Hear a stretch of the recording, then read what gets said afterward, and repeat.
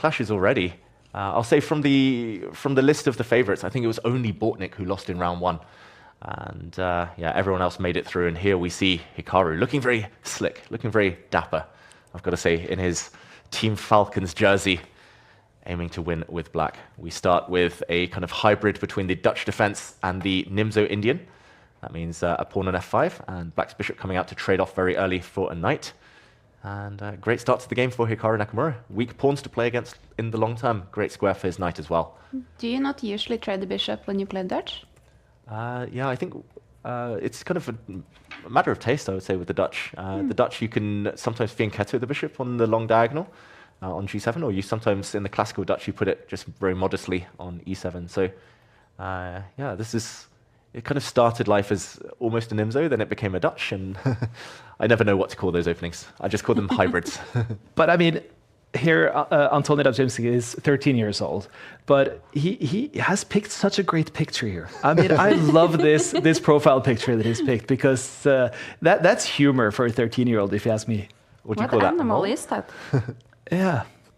I mean, but he is real. I mean, you're talking about all these young kids coming up. I mean, this guy is a 23, 36 rated player. He's shooting up these days, and obviously won his first game here as well. He's an FM, and here we see him sitting. Yeah, I mean, when I was 13, I would have loved the opportunity to play the world number 2, and that's why this tournament is so fantastic. Well, this last move is a strategic mistake. Hikaru is now going to take back towards the center. In general, if you can, you take towards the center because it opens up a line for the black rook. That is a very weak, isolated pawn as well at the edge of the board. Maybe it can be captured now. If not, then Hikaru, the type of move he might play, I was going to say push the pawn or move the knight. He wants to control this square, making sure that there's no way to ever kick away this bishop. So a big, big positional advantage now for Hikaru Nakamura. White has a really bad bishop of his own blocked in. And that's why he's putting pawns on light squares. This is what we call the stonewall structure, when the pawns all sit on light squares and stop white from breaking out. Yeah, the young Pole looks like he has a last stand kind of position here. Yeah, already. Not even material down, but it's a lot of suffering ahead. And Hikaru, I think he does this against the younger opponents. He tries to make it very slow, very strategic. He's saying, you will not attack my king. And eventually the youngsters struggle to keep up with the high accuracy decisions that he makes. I think it's interesting what you mentioned there, because I think very often games are evaluated based on eval bars and the very objectively best moves. But that, to be dynamic like you're talking about here and playing your opponent, it's an undervalued aspect of chess. Yeah, definitely. And I think you have to obtain a certain level of mastery before you can start tailoring your own game, changing your own style according to the opponent. But it's so effective. It's like a cheat code. Knowing exactly what your opponent's weaknesses are so you can play into that. The last couple of moves, I'm very surprised Hikaru's put his queen on this side, because it's not really doing much there. Queen should be behind the rooks, just kind of supporting the charge, supporting the push. And White's bishop has suddenly got a lot better. What do we predict here? Could there be an upset? Hikaru did lose to a 15-year-old earlier in Title Tuesday this split. Could it be a 13-year-old who takes him down, an FM? That would be the biggest result of his career. But isn't this also where you see a lot of the talents show what they're made of for the future as well? I mean, those who are able to stand in these kind of situations have the potential to become truly great. Yeah, definitely. The first time I heard of Denis Lazovic was in Tidal Tuesday, and now he's kind of the king of speed chess. I remember playing Prague when he was like 12, 13 years old in tournaments like this. It's definitely the crucible where they train themselves. But this game, very slow, I'm going to say.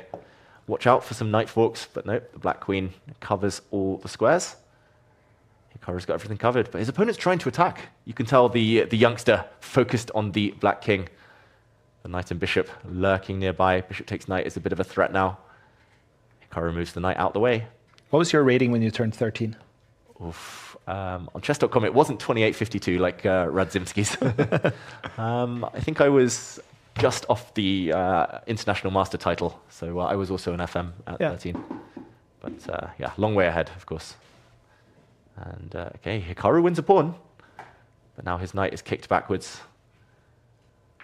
Oh, I don't know. It does feel like Hikaru's not quite finding the killer instinct.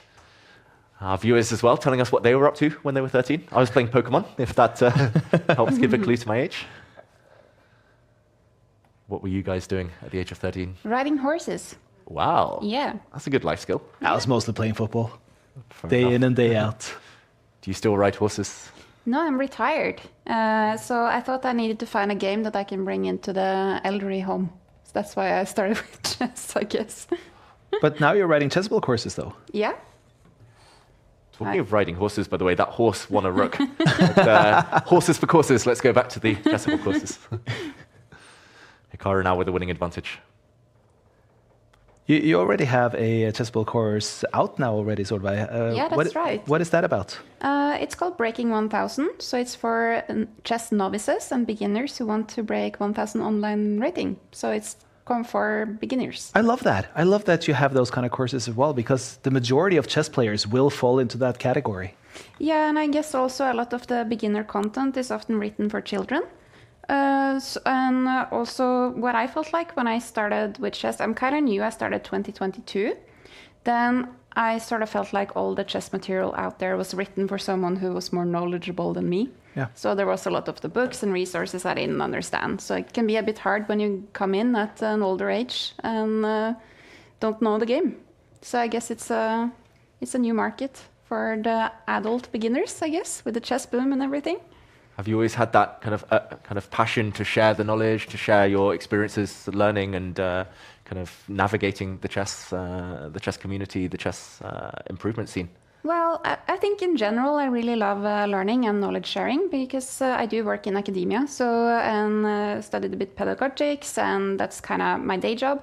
So it was kind of natural for me to go into that when Chessable asked. So, and I think it's a lot of fun. I like to explain stuff. I'll just mention that Magnus Carlson won his game against Kaivalya Nagara. Magnus taking a win against a very strong opponent. Hikaru looks like he's about to take the win as well. Checkmate in 1 is threatened if he gets one more move. We see mate in 7 pop up on the evaluation bar. It's hard to prevent that. The white king's going to have to walk forward, but that is not going to be a healthy journey.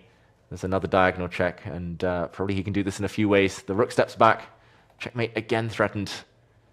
King of the hill, we call it, when the white king tries to reach the center of the board, but it's not going to make it any further. This is the end, and Hikaru takes the win. Very good. And I see that Arjan Tari is up against the German FM Henning Holinka. He has a good position. He's up on the clock as well. We've had Magnus winning. We've had